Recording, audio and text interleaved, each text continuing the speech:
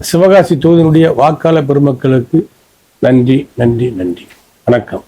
நடந்து முடிந்த சட்டமன்ற பொதுத் தேர்தலில் சிவகாசி தொகுதியினுடைய அதிமுக வேட்பாளராக போட்டியிட்ட எனக்கு வெற்றிலை சின்னத்தில் வாக்களித்தவர்களுக்கும் வாக்கு அளிக்காதவர்களுக்கும் எனது நெஞ்சார்ந்த நன்றியை தெரிவித்துக் கொள்கின்றேன்.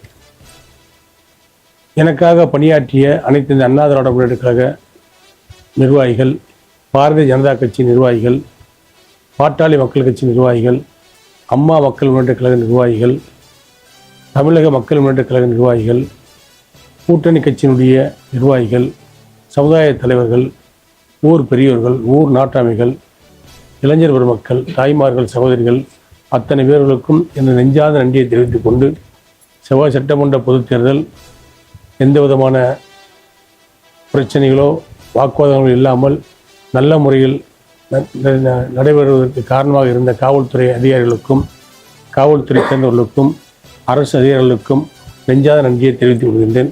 அனைவருக்கும் நன்றி நன்றி நன்றி.